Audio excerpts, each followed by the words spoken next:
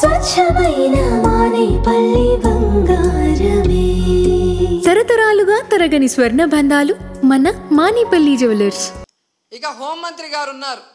ఎప్పుడు press meet పెట్టి ఎవరి మీద దుమ్మెత్తిపోద్దామా, ఎవరిని మాట్లాడదామా అనుకుంటున్నారే తప్ప, వీళ్ళు వచ్చిన తర్వాత ఈ రాష్ట్రంలో లా అండ్ ఆర్డర్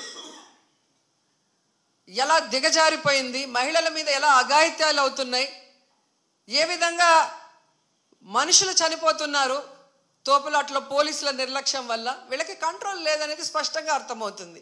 సో ఇలాంటి వాళ్ళని హోంమంత్రిగా పెడితే ఇంకెంతమంది ప్రాణాలు తీస్తారో ఒకసారి మీరే ఆలోచించి యాక్షన్ తీసుకుంటే మంచిదని కూడా కోరుకుంటున్నాను.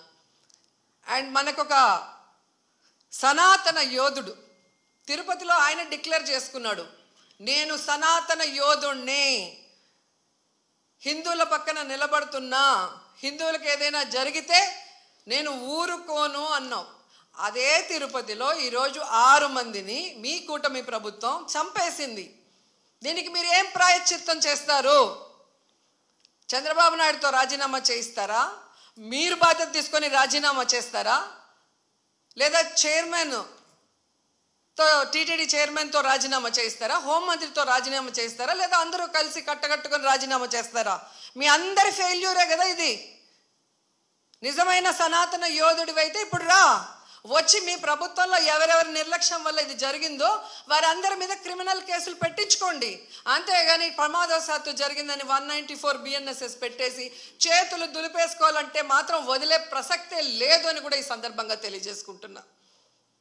అండ్ చంద్రబాబు నాయుడు ఆయన లెగ్గు మహత్యం ఏంటో కానీ ఆయన ఎప్పుడు అధికారంలోకి వస్తే అప్పుడు ఈ రాష్ట్రంలో మనం ఎన్నో చావులు చూడాల్సి వస్తుంది.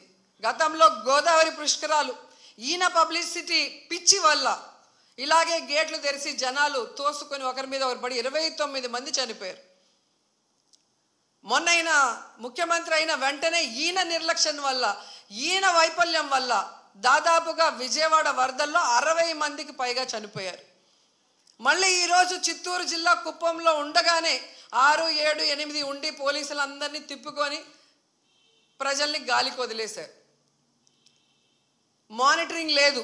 ఎన్ని లక్షల మంది వస్తున్నారు, వీళ్ళకి ఏం సదుపాయాలు చేశారు, వీళ్ళకి ఎలా టోకన్స్ ఇస్తున్నారు, ఎక్కడ క్యూ లైన్స్ ఇచ్చారు అనేది ముఖ్యమంత్రి పట్టించుకోడు, చైర్మన్ పట్టించుకోడు, ఎస్పీ, కలెక్టరు, అలాగే ఎండోమెంట్ మినిస్టర్ ఎవరు పట్టించుకోరు.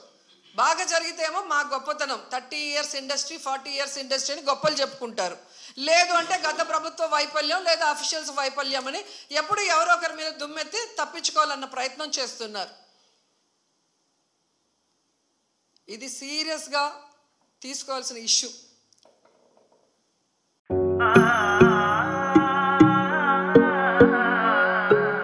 మనసైన మేని ఛాయా బంగారమే,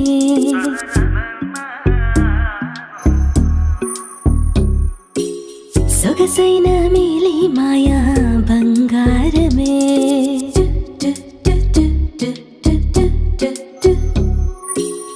అనుబంధాల హారం బంగారమే, అనురాగాల తీరం బంగారమే, నవ్యమైన నాణ్యమైన స్వచ్ఛమైన మానేపల్లి బంగారమే. తరతరాలుగా తరగని స్వర్ణ బంధాలు మన మానేపల్లి జ్యువెలర్స్.